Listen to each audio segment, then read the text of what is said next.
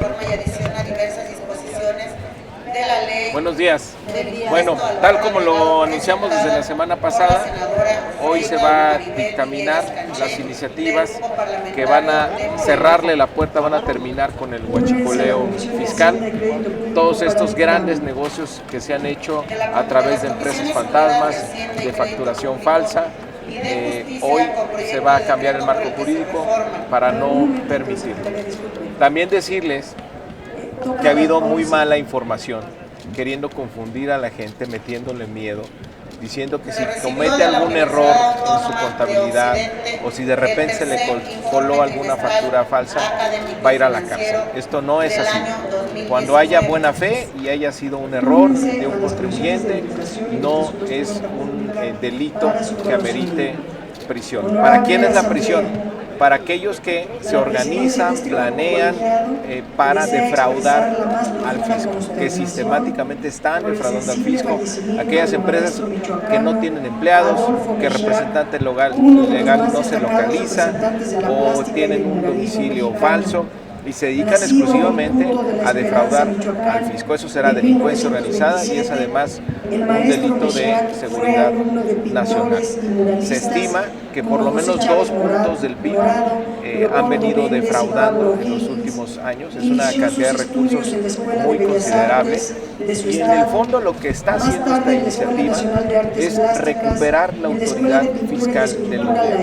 En los últimos años ni el SAT ni el gobierno tenían la autoridad, tenían el control, no se les respetaba, había grandes despachos haciendo negocios alrededor de los impuestos y provocaban una gran defraudación. Aquí la autoridad fiscal vuelve a tomar el control y ahora sí va a hacer que se cumpla la ley y que todos paguemos los impuestos que nos corresponden. Y al mismo tiempo, como ustedes saben, la semana pasada al presidente ya se le quitó con la reforma constitucional la posibilidad de condonar graciosamente impuestos. A ver, repita. Como 250,000 millones, o sea, casi 500,000 millones de pesos es el estimado que están defraudando el fisco por esta vía. Hay que decir, es incluso un negocio tan rentable como el narcotráfico. De ese tamaño son los intereses y las complicidades y las redes de corrupción creadas. Diputado, estos 250,000 millones son anuales y la segunda sería, ¿qué garantías tiene alguien, la empresa que se equivoque de que no será sancionada? ¿Cómo viene la ley para evitar esto? Bueno, mira, si una empresa comete un error y es una empresa que tiene empleados, que contrata servicios, que se dedica a una actividad productiva, ahí habrá la consideración de que efectivamente fue un error. ¿Contra quiénes va la autoridad fiscal?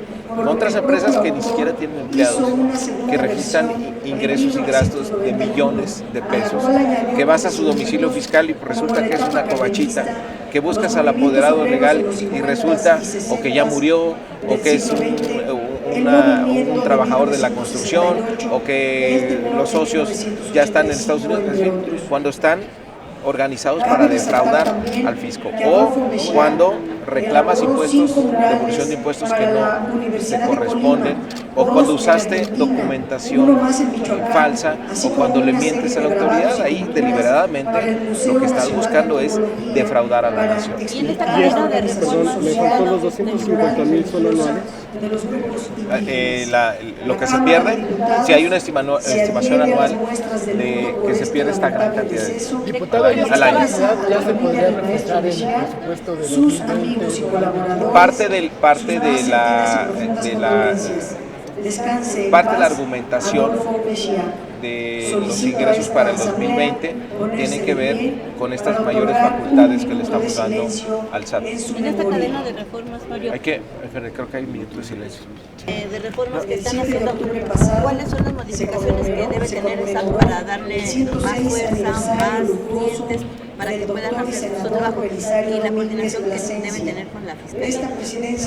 Estas medidas, estas reformas van a reforzar la capacidad de acción del SAT, porque el SAT podrá realizar las auditorías, esto hay que decirlo también, para que haya una acción penal, tiene que haber una auditoría del SAT, donde evidentemente se respeta el derecho de audiencia del contribuyente, de defenderse, de mostrar papeles.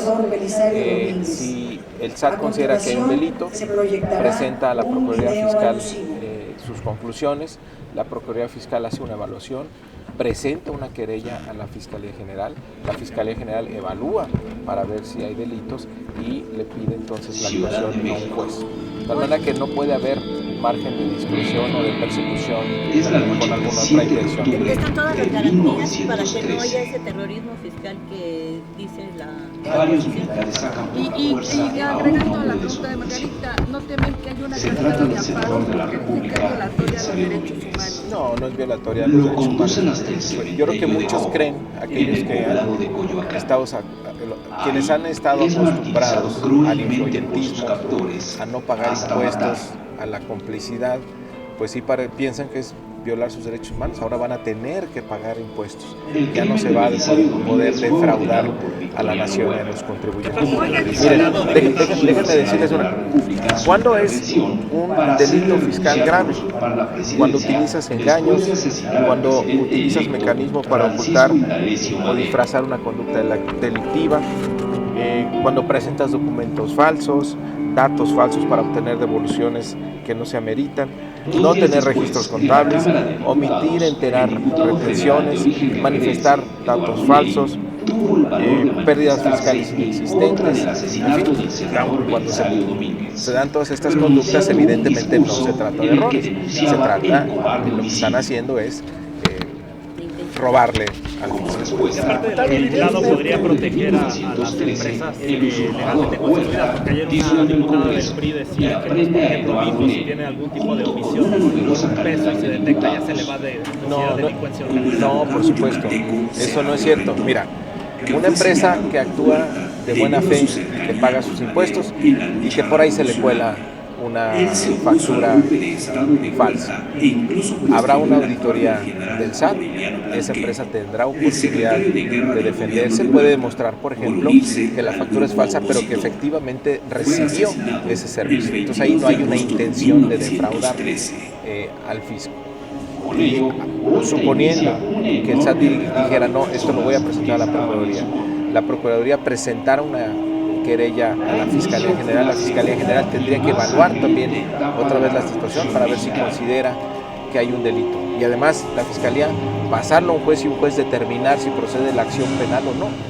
Es decir, no hay margen de discrecionalidad. Actúan dos instancias del Ejecutivo.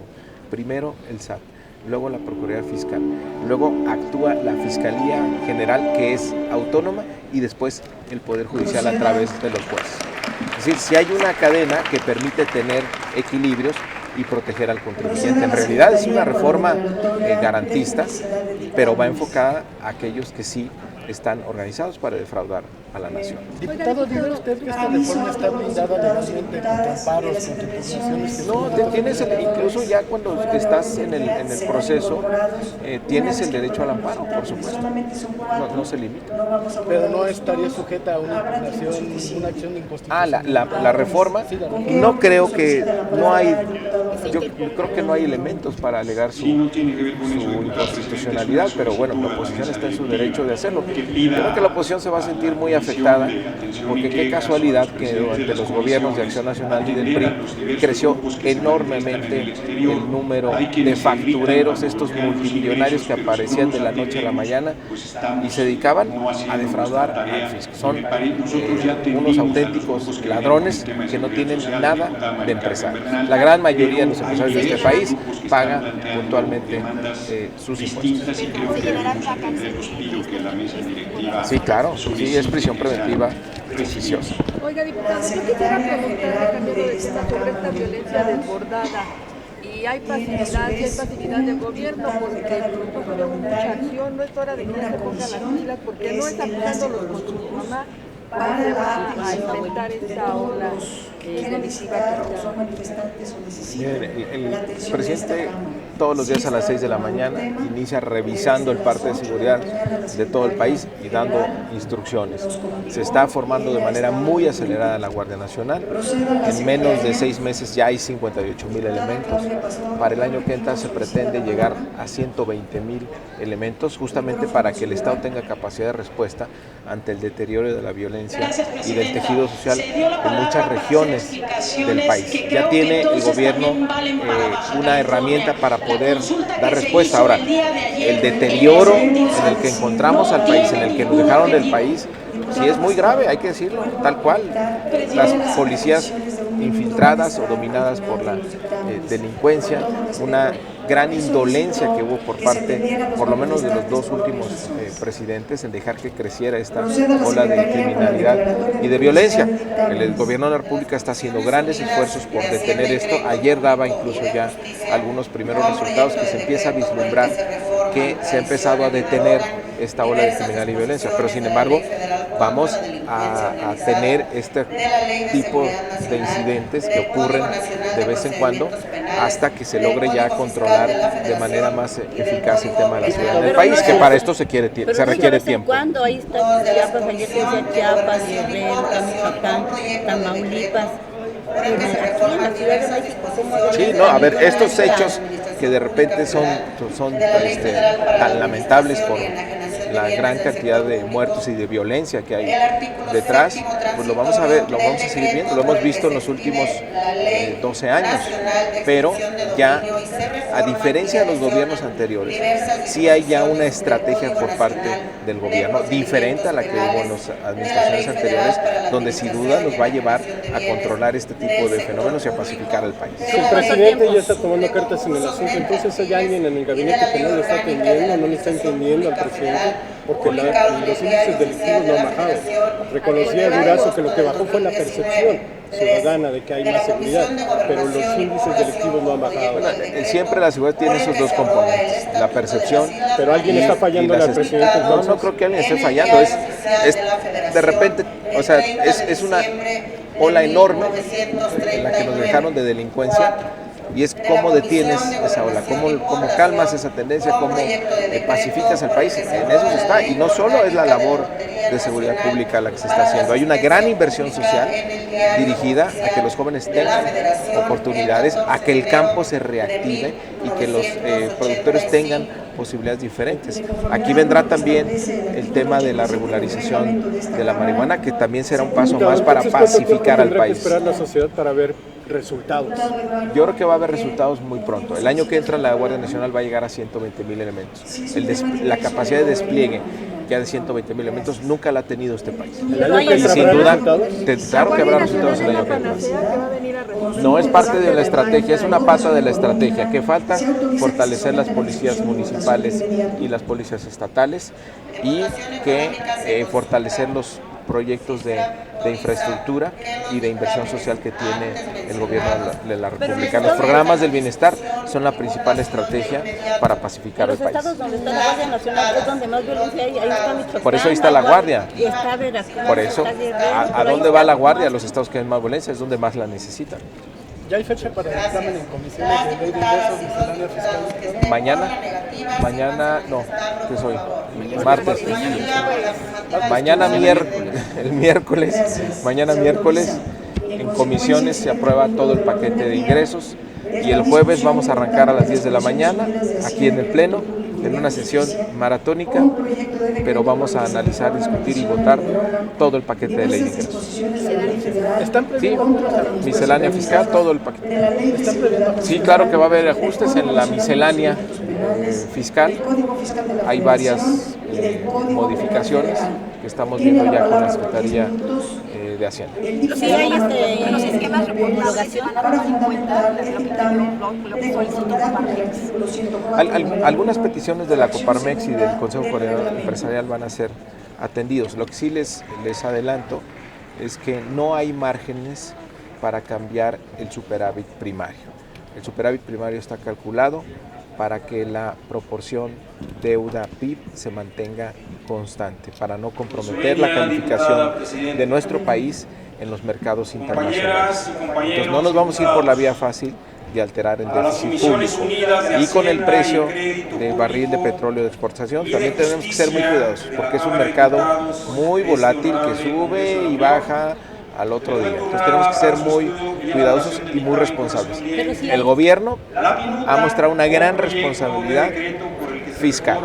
Entonces nosotros no vamos a ser un factor de disruptivo en la consolidación de esta disciplina financiera que está promoviendo el gobierno de la República. Si hay homologación de impuestos, ingresos adicionales si hay homologación de impuestos, lo que decían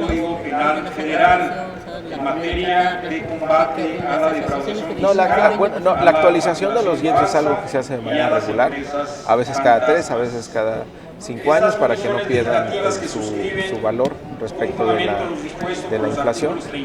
¿Y qué más? en esta legislatura. ¿Cómo? En esta legislatura toca la actualización. Ah, sí, como viene en la iniciativa. Le preguntaba si con los ajustes que están previendo se calcula tener ingresos adicionales en el proyecto para 2020. No hay mucho espacio para margen, no hay mucho espacio para ingresos adicionales. Hay algunos ajustes que permiten aclarar la situación fiscal, pero está muy apretado el paquete económico y hay que ser responsables. ¿Tampoco habrá fondos para estados y municipios?